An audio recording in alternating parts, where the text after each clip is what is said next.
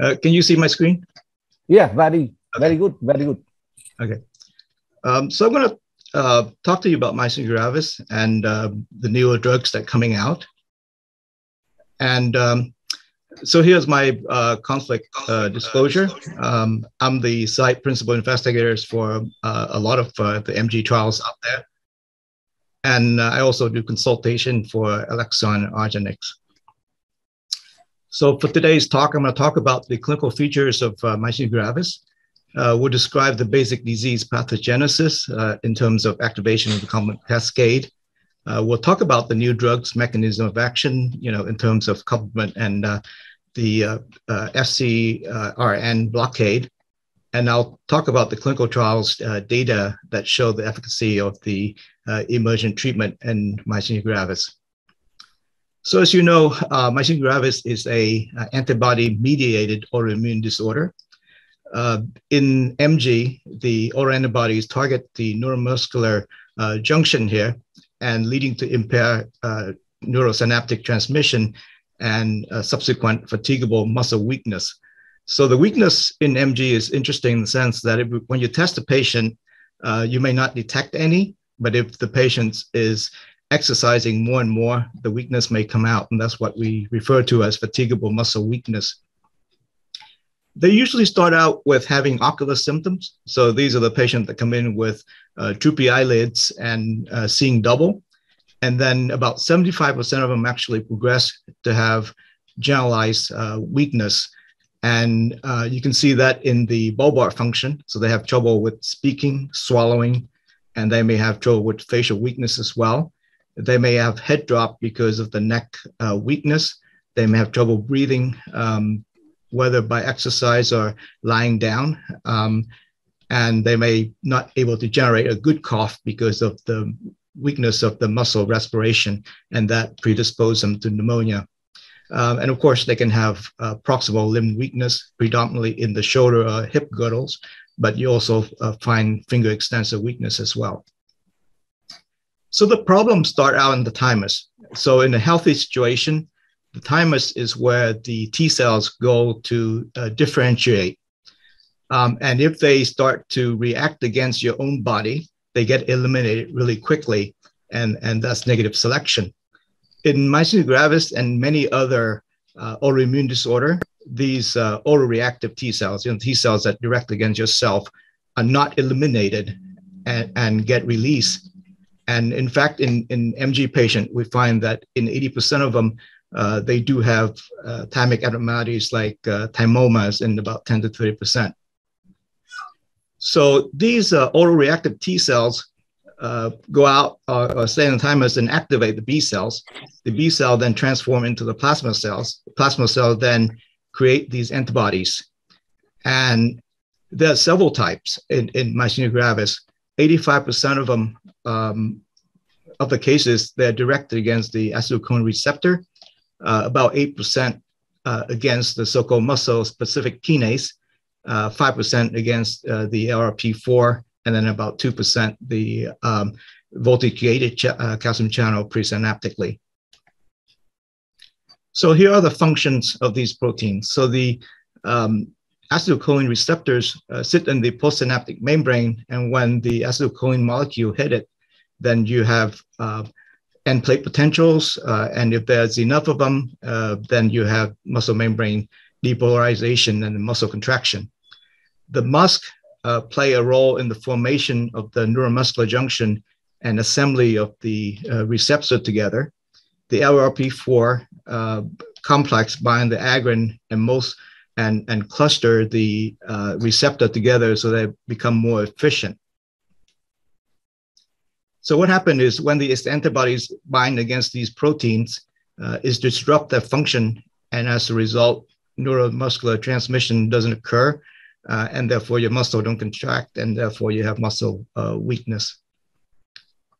In terms of the anti-acetylcholine receptor antibodies, there's actually three types. The most common is probably the binding type, and that's detected in about 70 to 80% of the patients of the generalized form, about 60% in the ocular form of MG. And this is the antibodies that actually activate the complement pathway, which I will talk in a moment. The modulating antibodies present about the same frequency as the binding, and they act through a different mechanism, as is the blocking. The striatal antibodies, sometimes we do, mainly because if they're present, then we need to look for thymomas because there's a strong association. In terms of the subclasses, so all these antibodies are IgG class. The anti-acetylcholine receptor antibodies are of the IgG1 and 3, and those are associated with complement activation. The LRP4 also activate complements, but not to the same degree. They're basically IgG1 and IgG2. The MuSK antibody is IgG4, and that does not have anything to do with the complement cascade at all. It acts by a different mechanism. So here's a complement cascade. This is how we fight encapsulated bacteria. So basically what it does is it drill a hole in the membrane through the formation of the membrane attacking complex and then cause cell lysis. I have a video here demonstrating the process of the complement cascade. I'm hoping that will come through. Ooh.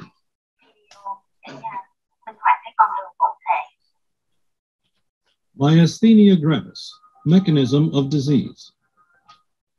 Myasthenia gravis is an autoimmune disorder characterized by neuromuscular transmission failure and subsequent voluntary muscle weakness. Antibodies bind to the acetylcholine receptors on the muscle end plate of the neuromuscular junction, causing muscle weakness via 3 mechanisms. First, via functional blockade of the acetylcholine receptor by interfering with binding of acetylcholine released at the neuromuscular junction. Second, by antibodies cross-linking acetylcholine receptors, leading to their absorption and ultimately their degradation, known as antigenic modulation. And third, by binding to the acetylcholine receptors and activating the complement cascade. To understand the pathogenesis of myasthenia gravis, it is vital to understand the role of complement in this disease, as complement may be one of the causes of acetylcholine receptor loss of function and the primary cause of the destruction of the normal morphology of the neuromuscular junction. The first step in the complement classical pathway is initiated by the binding of the C1q complement protein to the acetylcholine receptor autoantibody.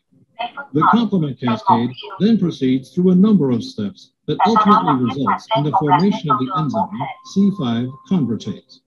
C5 convertase acts on complement protein C5 to produce 2 fragments, C5a and C5b.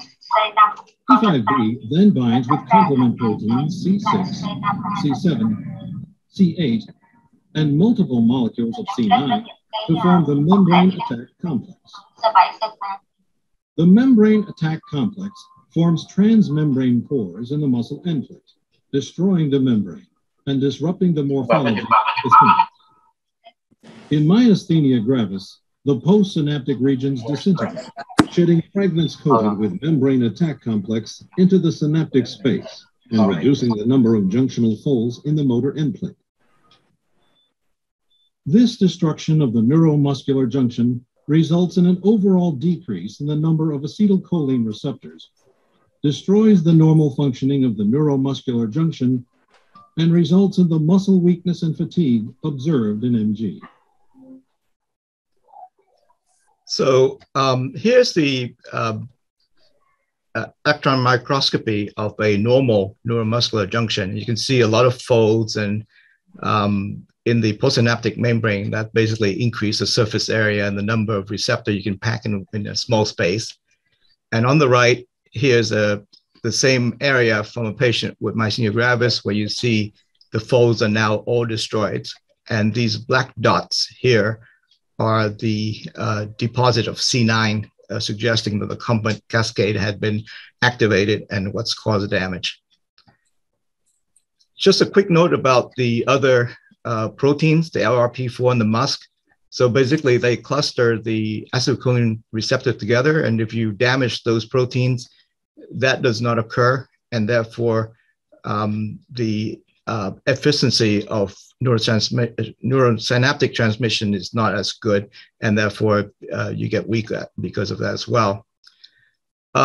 If you want a guideline into how to treat myasthenia gravis with existing medication, I would suggest this particular article. It's free online, and it goes through the different drugs that we normally use. For the rest of this talk, I will talk about the newer drugs that's coming out. So before I do that, I want to talk about two measures that we use in clinical trials to determine whether a drug works or not.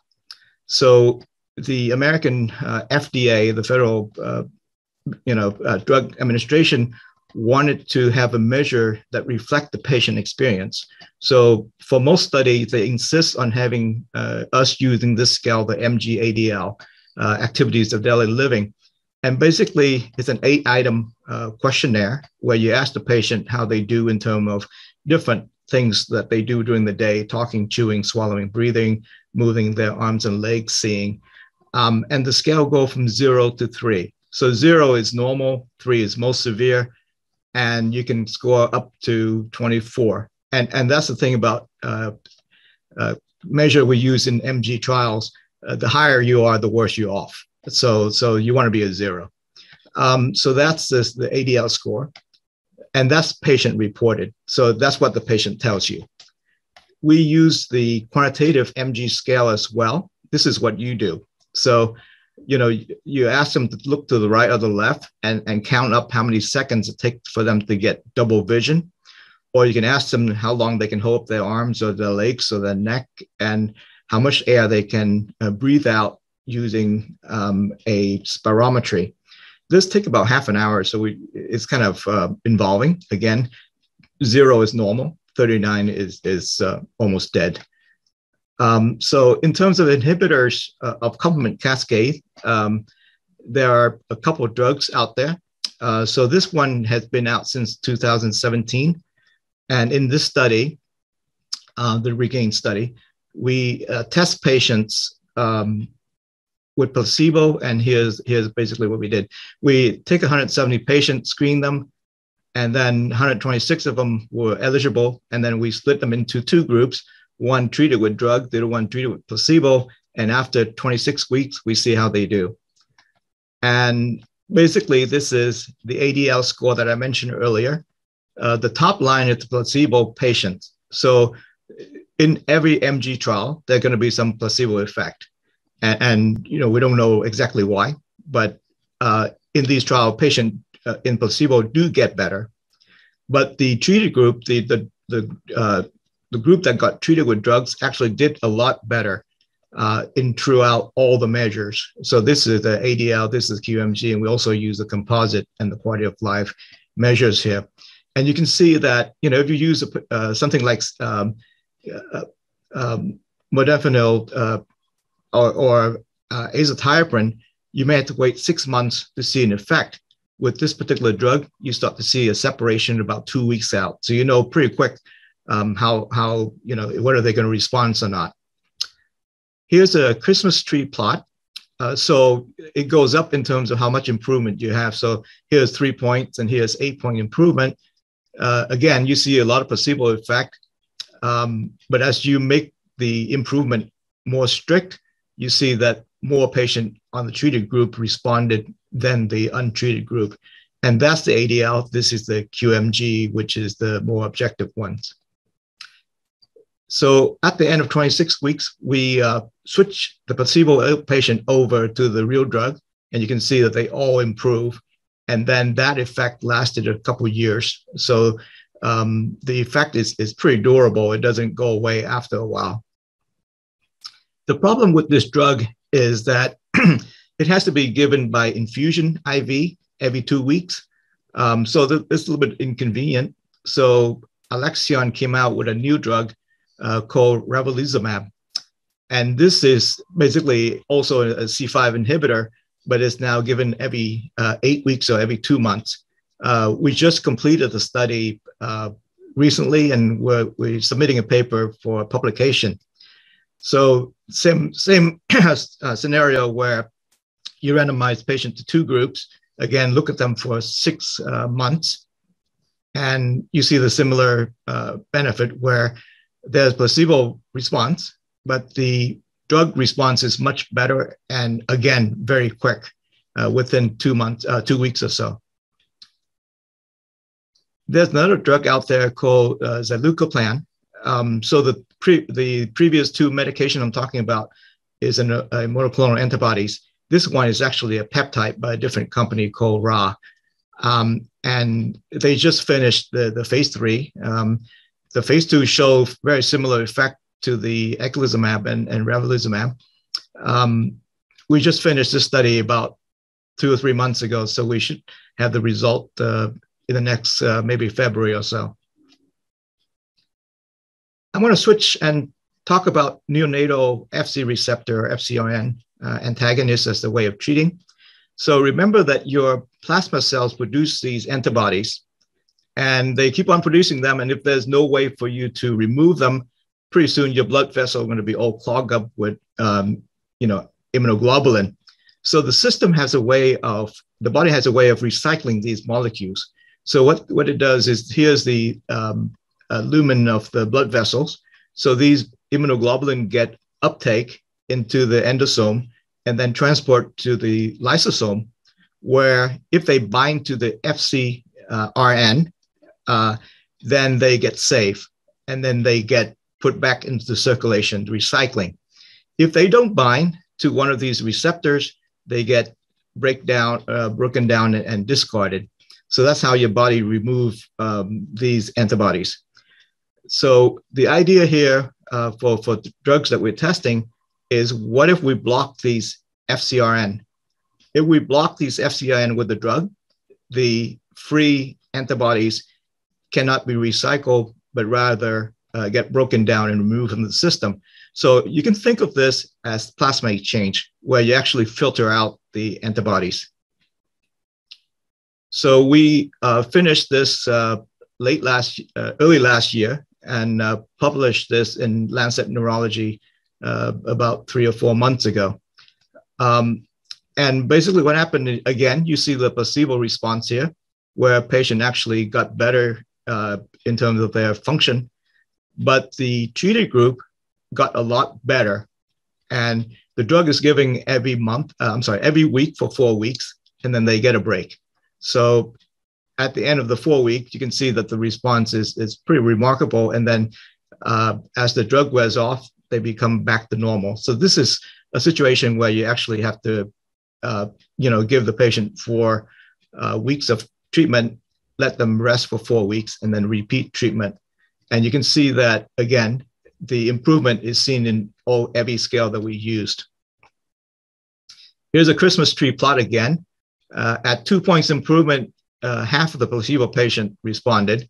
But if you make the threshold or the bar higher, like 9 points, none of them on the placebos improve versus 14% on the treated group.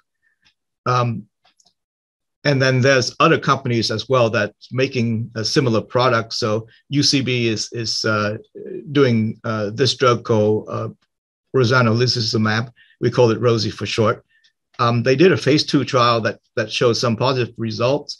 So we did a phase 3. We just finished with that about 2 months ago. And yesterday they came out with the news that the drug actually worked. But this was a news release, so we don't know the results. The actual data yet. We will publish that shortly. Another drug of similar mechanism of action, nipocalimab, is from another pharmaceutical. Again, is also a anti-FcRn, and we're just starting that study right now. In terms of other drugs, rituximab has been used a lot in patients who don't respond to standard treatment. The trouble is there's not a lot of data suggesting that it's actually, work. So there's this study called BEAT-MG about 2 years ago that tests to see if patients who are on prednisone can reduce their doses if they're on rituximab as well. And the result was not highly positive, they couldn't be sure that it works, but it may work. So we don't know.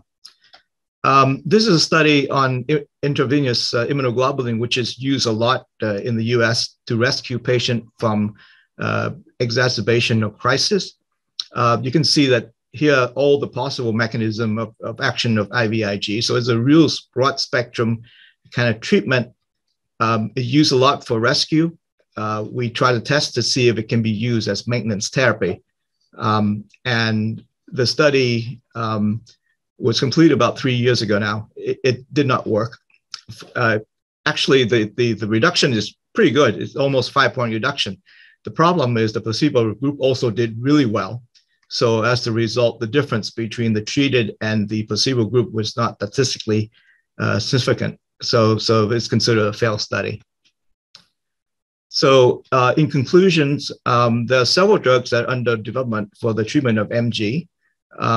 These drugs, either via complement cascade blockage or removing the antibodies from the system, seem to protect the neuromuscular junction.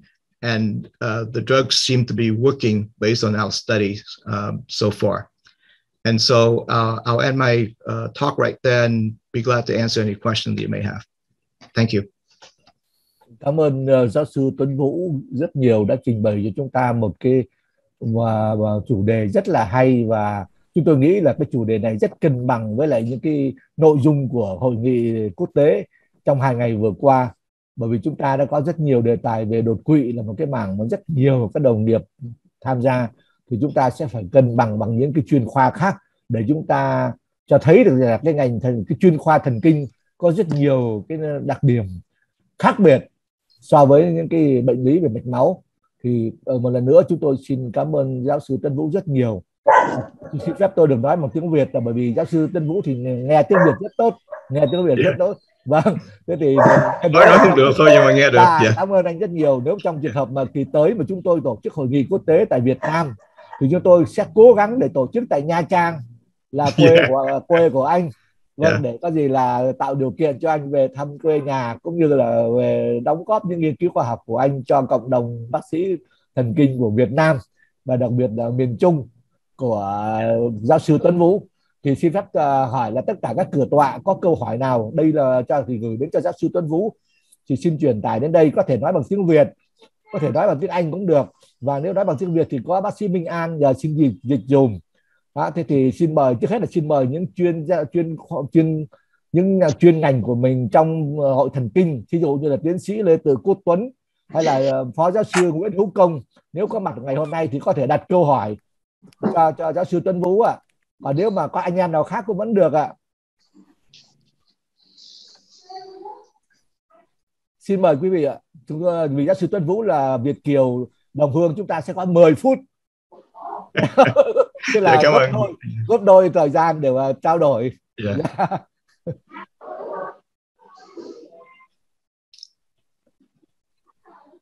Anh chị em có ý kiến gì không ạ? Gọi nói bằng cái này đi, cái kia để bật học online. Nghe nói có 2 câu, thấy trong có 2 câu hỏi là thứ nhất là what's your experience with ocular MG treatment is actually pretty tough. Ocular myasthenia gravis, ocular symptoms are the first to come on and the last to go away. So, and it's one of those things that you have to be perfect. So if you see your image like this and you get it like this, you're doing a lot better, but it's not perfect and you still see double. So it's eculizumab works reasonably well, except that extraordinarily expensive for that purpose. People use steroids a lot, but then steroids have long-term side effects. The second question is, do you screen antibody for OMG patient? Yeah, we do. And sometimes, the first time we screen it, it'll be negative because it may be early in disease. And sometimes we if it's negative in the first place, we screen again a year later to see. Okay. And it's very lab dependent too. Some of the labs are not that reliable. Okay. Thank you so much. Các quý vị có ý kiến gì khác không ạ? Bác sĩ Minh Đức hay là bác sĩ có ý kiến gì không ạ? thầy trình bày rất là hay. Vâng, thưa giáo sư. Thưa tòa. Vâng, mời anh Thông ạ. Vâng, tôi xin rất cảm ơn cái báo cáo rất là hay. Nhưng tôi muốn hỏi một câu, giáo sư Tân Vũ. Ngoài những thuốc chế miễn dịch anh vừa nêu trong bệnh nhược cơ rồi thì cái vai trò của phẫu thuật đến Đức hiện nay thì như thế nào? Xin anh cho ý kiến thêm ạ. Vâng, cảm ơn. Thưa giáo sư Thông là chủ tịch hội đột quỵ của Việt Nam ạ. Là một người rất là làm rất là chuyên lâu trong cái ngành đột quỵ. Vâng. Dạ. Xin hỏi lại câu hỏi. Dạ, thưa về vai trò của mổ phẫu thuật tuyến ức ạ. Phẫu thuật tuyến ức. Ngoài cái các thuốc chế miễn dịch như anh vừa nêu cái vai trò phẫu thuật tuyến ức. Thymectomy. Yeah, thymectomy. Yeah. Okay. Thymectomy. There's a New England Journal of Medicine article about maybe 3 years now, show that after 3 years, people actually do a lot better. So, you know, they improve in terms of how much medication they need. They improve in terms of their function. So it's recommended. The trouble with thymectomy is that you have to make sure that in the adults, it's not a gland like this. It's actually spread out. So you have to make sure that you remove every single piece. I have patients that the surgeon left a small piece in there and they continue to have symptoms years after. Okay. So in the old days, when I first started out, everybody suggested you open the chest up, you know, to make sure that you look and remove everything. Nowadays, you know, the endoscopy is good enough that most people don't do that anymore. So that in US, you can also not remove all of the thymus. Yeah, because if you do a scope, you know, it's not a gland like this where you come in and just plug it out. Endoscopy, very small. Yeah, it's spread out like this. So if you don't go and open and remove everything, it may not do you any good. Thank you. So, cảm ơn giáo sư Tuân Vũ rất nhiều. Các đồng nghiệp còn ý kiến gì nữa không ạ? Đây là một dịp rất là hiếm và giáo sư Tuân Vũ có thời giờ để trao đổi với chúng ta và cho chúng ta những kinh nghiệm rất quý giá.